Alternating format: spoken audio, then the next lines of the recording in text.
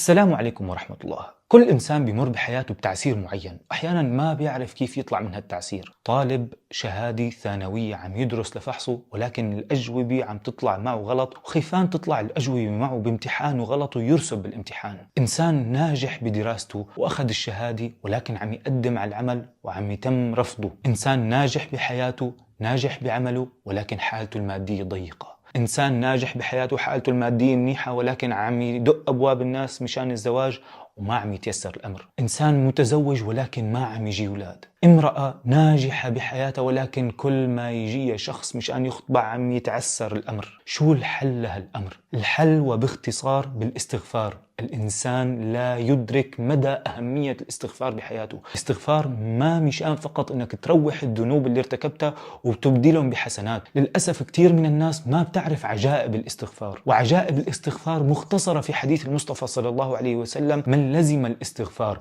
جعل الله له من كل هم فرجا ومن كل ضيق مخرجا ورزقه من حيث لا يحتسب. ولكن مشان تحقق فوائد الاستغفار بدك تعرف على نية ايش عم استغفر، واينه احسن وقت بدي استغفر فيه، وكيف بدي استغفر. اهم 3 نيات تستحضرن مشان الاستغفار: نية التوبة، ونية فك التعسير، ونية الفتح. نية التوبة لأنه في كتير ذنوب هي اللي بتعسر علينا حياتنا، وخصوصا ذنوب الخلوات. ذنوب الخلوات اللي ما بيعرفها هي الذنوب التي لا يطلع عليها إلا الله، فبيستغفر على نية التخلص من الذنوب وخصوصا ذنوب الخلوات. والحبيب صلى الله عليه وسلم قال في حديث من أصعب الأحاديث يتكلم بها عن ذنوب الخلوات: لأعلمن أقواما من أمتي يأتون يوم القيامة بحسنات أمثال جبال تهامة بيضا فيجعلها الله عز وجل هباء منثورا. فيقول أحد الصحابة لرسول الله صلى الله عليه وسلم: صفهم لنا يا رسول الله، جلهم لنا، يعني مين هني هالناس؟ فيقول الحبيب صلى الله عليه وسلم: أما إنهم إخوانكم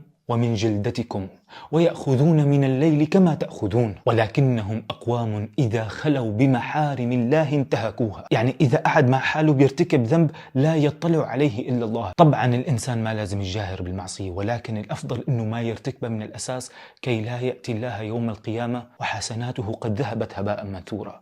لذلك أول نية بتستغفر فيها على نية التوبة من الذنوب جميعا. ثاني نية على نية فك التعسير، وعندما تستغفر الله على هذه النية يفتح الله عليك أبوابا لم تكن تتوقعها. والله كنت عاني من ذنب معين وجربت الاستغفار على نية التوبة من الذنوب على نية فك التعسير، ووالله كنت عم عاني من ذنب ما كان يطلع على الذنب إلا الله، واستغفرت الله تعالى على نية الخلاص من هذا الذنب وعلى نية فك التعسير، لأنه كنت رايح لعند جماعة وكان بدي أقدم على أمر ما. تذكرت حديث المصطفى صلى الله عليه وسلم عندما قال: من لزم الاستغفار جعل الله له من كل هم فرجا ومن كل ضيق مخرجا ورزقه من حيث لا يحتسب.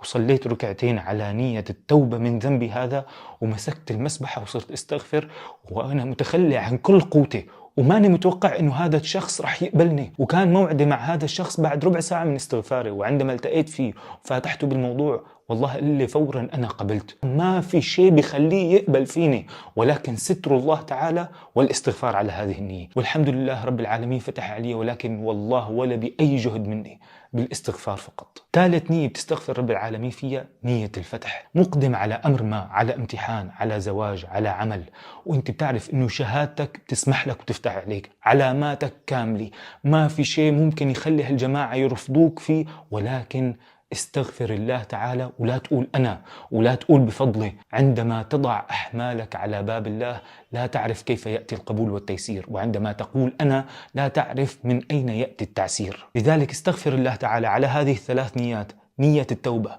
ونية فك التعسير، ونية التوفيق أو الفتح، وسترى العجائب في حياتك. ما هو أفضل وقت للاستغفار؟ أفضل وقت للاستغفار هما وقتان. الله تعالى قال عن أول وقت: وبالأسحار هم يستغفرون، يعني قبل صلاة الفجر بساعتين. والله عندما تلزم هذا الوقت بالاستغفار تأتي استجابة الله تعالى برقية لك. والله لا يتأخر الله تعالى بالاستجابة عليك، لأن الله تعالى وفي الثلث الأخير من الليل، يعني قبل ساعتين من صلاة الفجر، يتجلى على السماء الدنيا فيقول: هل من مستغفر فأغفر له؟ هل من داع فأستجيب له؟ هل من سائل فأعطيه؟ فعندما تستيقظ في هذا الوقت وتستغفر، والله تعالى يقول هل من مستغفر فأغفر له، وتضمن دعاءك أو نيتك في الاستغفار، تأتي استجابة الله تعالى برقية لك، وترى العجائب في استغفارك. ثاني أهم وقت للاستغفار هو وقت تخصصه كل يوم إذا ما قادر تجي على الأسحار، مثلا بعد ركعتين الضحى، مثلا مع أذكار الصباح والمساء، ولكن تحدد وقت كل يوم تستغفر فيه.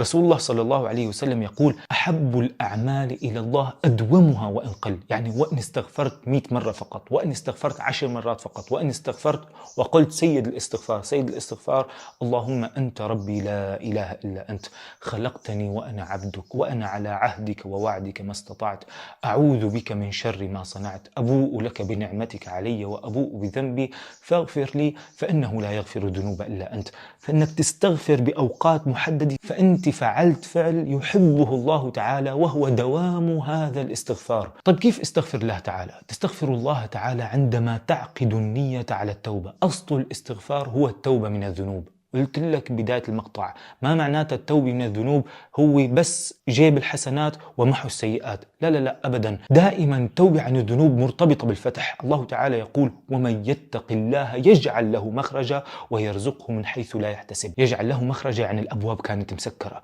يعني ما كان في سبب لحتى يتيسر هذا الأمر اللي عم يحاول يسعى فيه، ولكن باستغفاره فتح الله عليه. يعني أهم شيء وأنت تستغفر الله تعالى إنك توقف الذنوب اللي عم تستغفر منها، إنه ما يكون هالاستغفار مجرد كلام على لسانك ولكن استحضار بقلبك، إنك توقف أي فعل بتعرف إنه هذا الفعل يغضب الله تعالى، فهذا مرتبط بالاستغفار اللساني. يعني مثل لما تتطهر وبتتوضأ مشان تصلي، هل الصلاة تقبل بالوضوء فقط ولا لازم الإنسان يكون طاهر قبل؟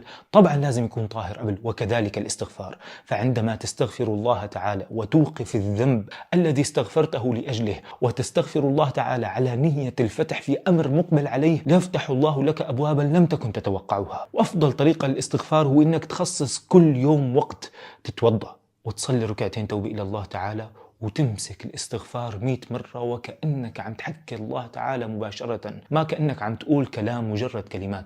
استغفر الله العظيم، استغفر الله العظيم، استغفر الله العظيم. مرة مع مرة بتلاقي الدموع نزلت من عيونك، وبتلاقي ما عاد بدك ترجع للذنب اللي كنت عليه، وبتلاقي رب العالمين فتح عليك أبواب والله ما كنت تتوقعها. وهكذا بإذن الله تعالى ترى العجائب في حياتك. يفتح الله عليك ويتوب عليك من ذنوبك وييسر لك ما تعسر. سيدنا نوح عليه السلام قال في القرآن الكريم عن الاستغفار فقلت استغفروا ربكم إنه كان غفارا يرسل السماء عليكم مدرارا ويمددكم بأموال وبنين ويجعل لكم جنات ويجعل لكم أنهارا. السلام عليكم ورحمة الله.